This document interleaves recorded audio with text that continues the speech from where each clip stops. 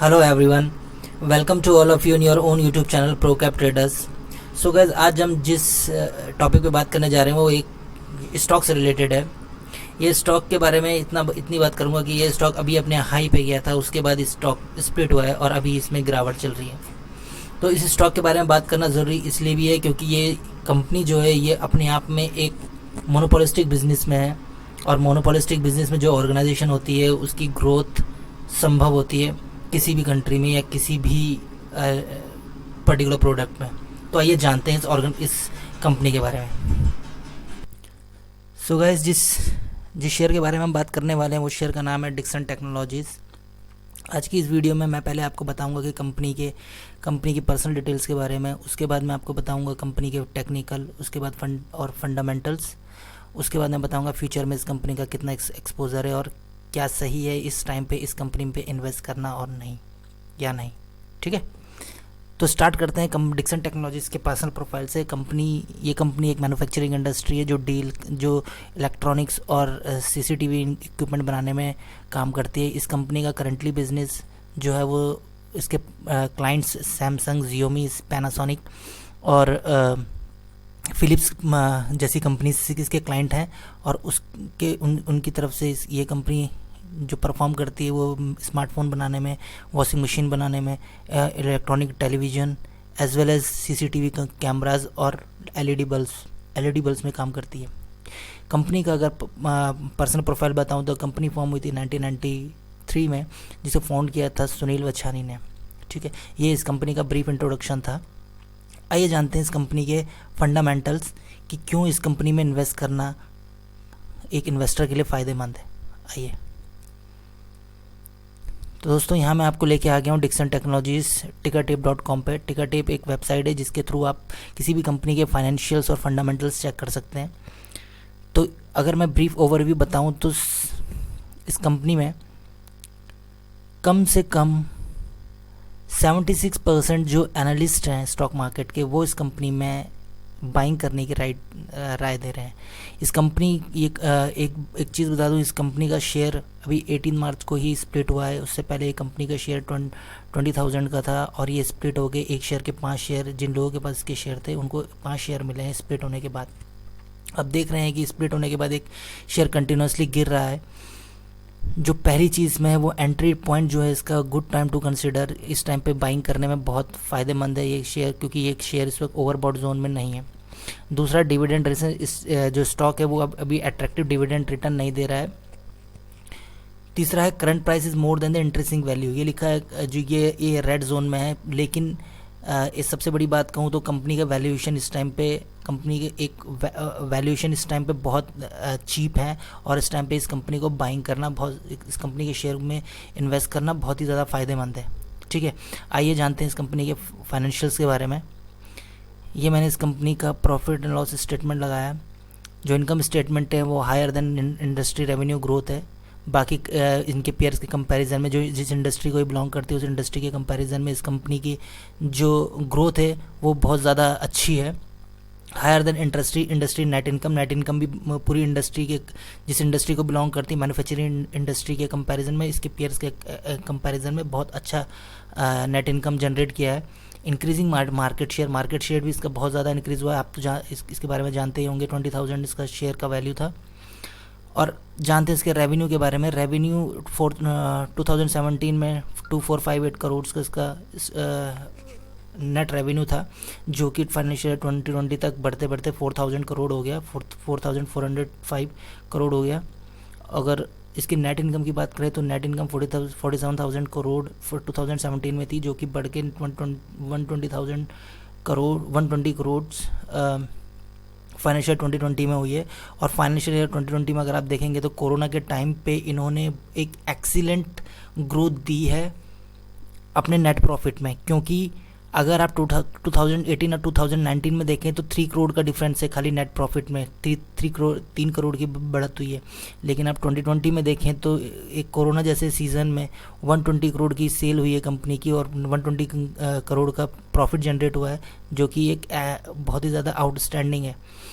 Earning per share देखें तो earning per share भी हर साल इंक्रीज़ हुआ है, और 21 इस टाइम पे 21 चल रहा है। ठीक है, ये हो गई इसके प्रॉफिट एंड लॉस की बात। पेयर के साथ अगर कंपैरिजन करें तो पेयर के साथ कंपैरिजन में इसका पी रेशियो 174 का चल रहा है और पीवी रेशियो जो चल रहा है वो 39 का चल रहा है। ठीक है, जो पेयर के कंपैरिजन में बहुत ही ज़्यादा हाई है, बहुत ही ज़्यादा हाई ओवर वैल्यूड है। लेकिन कुछ स्टॉक्स ऐसे होते हैं जो ओवर वैल्यूड में भी लेने का फ़ायदा होता है, और डिक्सन टेक्नोलॉजीज उन एक स्टॉक्स में इस वक्त आ गया है। Bajaj finance and other and SRF, Dixon technologies is also multibagger, जो उसी रेंज में आप अब इंक्लूड हो गया है। ये इसके वैल्यूएशन बहुत ज़्यादा चीप है इस टाइम पे। अगर मैं होल्डिंग की बात करूं, तो म्यूचुअल फंड ने इसमें अभी हाल ही में इसमें अपनी पोजीशन घटाई है। पहले म्यूचुअल फंड की पोजीशन इसमें आप देख सकते हैं 20,000 जून में 20% थी, सितंबर में 16% हुई और अब दिसंबर में 14% हो गई है। वहीं अगर मैं डोमेस्टिक इंस्टीट्यूशनल इन्वेस्टर की बात करूं तो डोमेस्टिक इंस्टीट्यूशनल इन्वेस्टर ने अपनी पूरी होल्डिंग निकाल दी है, बेच दी है। अगर मैं FIS की बात करूं तो FIS ने अपनी होल्डिंग इसमें बढ़ाई है और 20% स्टेक दिसंबर में FIS ने लिया है। ठीक है, कंटिन्यूसली FIS की बाइंग इसमें बढ़ती जा रही है। उसी तरह से अगर मैं रिटेल्स की बात करूं, रिटेल एंड अदर्स की बात करूं तो रिटेल्स ने 7% रिटेल इन्वेस्टर के पास है और 23% अदर पार्टीज़ के पास है। ठीक है, तो ये इसके फाइनेंशियल्स हैं, तो ये इसके फाइनेंशियल और फंडामेंटल्स थे। अब चलिए बात करते हैं इस कंपनी की स्ट्रेंथ के और वीकनेसेस के बारे में। तो फ्रेंड्स, लेके आ गया हूँ वापस आपको trendline.com पे। तो इसमें देखेंगे आप 14 इसकी स्ट्रेंथ है, 3 वीकनेस है, 3 थ्रेट है एंड 4 इसकी जो है वो अपॉर्चुनिटीज़ हैं। तो ये इनमें अगर हम गो थ्रू करके देखें तो हमारे लिए सबसे पहले इम्पॉर्टेंट है strength. Stock pass with majority of class investment criteria. इसको छोड़ दीजिए, जो इम्पोर्टेंट चीज़ें मैं आपको वो बताता हूँ। Strong annual EPS growth, earning per share इसका कंटिन्यूसली इंक्रीज हुआ है। ठीक है, FII and FPI institution increasing their share holding. FII और foreign institutional investor, foreign portfolio investor ने अपनी इसमें जो शेयर स्टेक है वो बढ़ाया है। इसका मतलब ये है कि इस शेयर में, जिस शेयर में FIIs अपना इंटरेस्ट दिखा रहे हैं जिस कंपनी में, इसका मतलब उनको भी पता है कि कंपनी में कुछ है। दैट्स वाई वो अपनी पोजीशन इसमें लगातार इंक्रीज कर रहे हैं। Company with zero promoter pledge, promoter के जो शेयर है वो बिल्कुल कोई भी शेयर प्लेज नहीं है। प्रमोटर के शेयर अगर किसी कंपनी में प्लेज ना हो तो इसका मतलब ये है कि कंपनी बहुत ज़्यादा अच्छी है और प्रमोटर की होल्डिंग भी उसमें तगड़ी होगी उस कंपनी में। देखना आप, book value as per share improving from last 2 year से बुक वैल्यू शेयर की बहुत ज़्यादा इंक्रीज हुई है। ठीक है, क्वार्टरली प्रॉफिट, ये सब कुछ मैं आपको बता चुका हूँ। ठीक है, जो भी इंपॉर्टेंट। चलिए वीकनेस देखते हैं। वीकनेस में है mutual fund decrease their share holding last quarter. Mutual fund ने अपनी जो शेयर होल्डिंग, जो अपना स्टेक है वो कम किया है, जो कि एक चौंकाने वाली बात है। ठीक है, क्योंकि और आइडियली म्यूचुअल फंड इतना इजीली किसी भी ऐसी मल्टी बैगर शेयर में अपनी मल्टी बैगर शेयर में इजीली अपनी होल्डिंग बेचते नहीं हैं। Promoter decreasing their share holding, promoters ने भी अपने थोड़े शेयर होल्डिंग पैटर्न डिक्रीज किए हैं। ठीक है, अगर मैं अपॉर्चुनिटीज़ की बात करूं, अपॉर्चुनिटीज़ में हाई मोमेंटम स्कोर है। अपॉर्चुनिटी ये है कि भाई अगर आप इस शेयर को बाय करते हैं तो इसमें हाई मोमेंटम है और ये है कि ये बहुत कम टाइम में आपको बहुत अच्छा रिटर्न दे सकता है। ये देखिए 319% return on Nifty 500 over 5.1 year. 5 साल में 319% के रिटर्न दिए हैं। ठीक है, वॉल्यूम इसमें बहुत ज़्यादा है और हो भी सकता है और भी बढ़ेगा वॉल्यूम अभी इसमें। Companies with 10% and high price over 3 months with rising net profit. Last 3 महीने में इस कंपनी का शेयर जो है वो 10% ऊपर गया है। ठीक है, विद राइजिंग नेट प्रॉफिट हुआ और नेट प्रॉफिट भी इसका इंक्रीज हुआ है, क्योंकि मैं अभी आपको दिखा चुका हूँ दिसंबर 20 के। थ्रेट, अब इसका थ्रेट बता देता हूँ। Insider sold stock. ठीक है, जो इसमें इनसाइडर ट्रेडिंग चलती है वो जो इसके इनसाइडर हैं वो स्टॉक सेल कर रहे हैं। ठीक है, दूसरा है मोर देन, इसका जो पी है वो मोर देन 40 है। मतलब आज की डेट में अगर आप देखेंगे तो आज मैंने आपको दिखाया था पी जो है वो किसी स्टॉक का अगर 40 से ऊपर है तो वो शेयर जो है वो ओवर वैल्यूड माना जाता है। ठीक है। वैल्यूएशन महंगा माना जाता है, लेकिन इस कुछ स्टॉक ऐसे होते हैं जिनमें हाई पी में भी बाइंग करने में बहुत ज़्यादा बेनिफिट होता है, क्योंकि वो मल्टी बैगर होते हैं, उनमें स्ट्रेंथ होती है। ये डिक्सन टेक्नोलॉजीज उन्हीं एक शेयर में से एक है। तीसरा stock is very expensive and according to the trend line valuation score, जो कि अभी मैं आपको बात कर रहा था 174 पे इसका वैल्यू पी चल रहा है, और ये हाई वैल्यूएशन है, इसका एक्सपेंसिव है इसका वैल्यूएशन।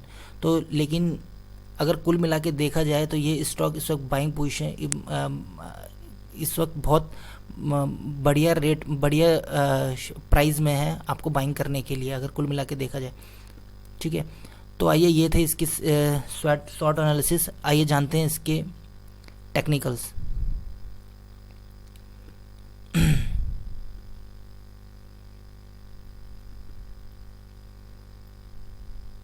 दोस्तों लेके आ गया हूँ मैं आपको investing.com के चार्ट पे ही। डिक्सन टेक्नोलॉजीज़ का यहाँ मैंने चार्ट लगा लिया। डिक्सन टेक्नोलॉजीज़ का अगर आप देखेंगे, जो इसका सपोर्ट था 3719 का, वो इसने तोड़ दिया है और अब ये नीचे की तरफ आ गया है। तो मैंने यहाँ पर फीबो लगाया है। फीबो में अगर आप देख सकें तो फीबो से इसने लगातार डाउनफॉल दिया है, और यहाँ पर इसका अगला टारगेट जो है जहाँ पर ये सपोर्ट रिट्रेस कर सकता है वो है 3580। 3580 से ये रिट्रेस होकर ऊपर जा सकता है, और अगर इसने 3580 ब्रेक कर दिया तो वापस ये अगला सपोर्ट 3372 पे लेगा। ठीक है, मेरी राय ये है कि आप इसमें 1 शेयर पर वीक बाय करें, जिससे आप एक एवरेज पोजीशन पे आ जाएं, और आप जब मार्केट ग्रो करे तो स्टॉक के भी ग्रो होने के पूरे चांसेस हैं, उसमें आप इस चीज़ का बेनिफिट उठा पाएँ। ठीक है, तो ये अगर आप इसमें देखें यहाँ पर इसका जो अगला रेजिस्टेंस है, इसका अगर मैं रेजिस्टेंस मान के चलूँ तो इसका अगला रेजिस्टेंस है 3885 का। ठीक है, और उसके ऊपर अगला रेजिस्टेंस 3991 का। ठीक है, तो ये दो इसके फ़िलहाल के अभी के रेजिस्टेंस हैं। नीचे में अगर सपोर्ट में मान के चलूँ तो सपोर्ट अभी मुझे खाली नीचे 3585 का जो फीबो का अगला सपोर्ट मुझे दिखाई दे रहा है वो 3580 का दिखाई दे रहा है, ये इसका सपोर्ट है। ठीक है, तो दोस्तों ये है इसकी एनालिसिस। अगर आप मेरी राय माने तो ये शेयर इस टाइम पे बाइंग करने के लिए बहुत अच्छी अपॉर्चुनिटी है इस शेयर में। तो आप इस शेयर में अगर 1 शेयर पर वीक लेते हैं तो आपको बहुत ज़्यादा बेनिफिट मिलेगा। एक एवरेज पोजीशन पे आप आ जाएंगे, जो कि आपको फ्यूचर में बहुत बेनिफिट देगा, क्योंकि जब मार्केट कोरोना की वजह से डाउन है, और जैसी मार्केट में स्ट्रेंथ आएगी वैसे ये स्टॉक भी ऊपर की तरफ जाएगा। तो जिन लोगों ने इस स्टॉक में पहले बाइंग कर रखी थी, उनको शेयर स्प्लिट होने के बाद उनका जो पैसा है और जो उनकी शेयर की क्वांटिटी है वो डबल हुई है, जिसके चलते वो लोग अपने स्टॉक बेच के निकल रहे हैं, अपने स्टॉक बेच के अपनी पोजीशन क्लोज कर रहे हैं। दैट्स द रीज़न इस स्टॉक में डाउनफॉल है। ठीक है, फर्दर अगर इस स्टॉक के बारे में मुझे कोई इन्फॉर्मेशन मिलेगी तो मैं एक नया वीडियो बना के उसमें शेयर करूँगा। ठीक है, अगर वीडियो पसंद आया हो तो वीडियो को लाइक कर दें, शेयर कर दें, सब्सक्राइब कर दें, और मुझे बताएं कि आपको अगर कोई भी आपके सजेशन हो या कोई भी आपके इश्यूज़ है, कोई प्रॉब्लम हो, तो आप मुझे कमेंट में बताएं, जिसके चलते मैं एक नई वीडियो में अपनी अगली वीडियो में आपके सारे प्रॉब्लम्स को सॉर्ट आउट करने की कोशिश करूं। तो दोस्तों ये थी मेरी आज की analysis. Thank you so much and have a nice day.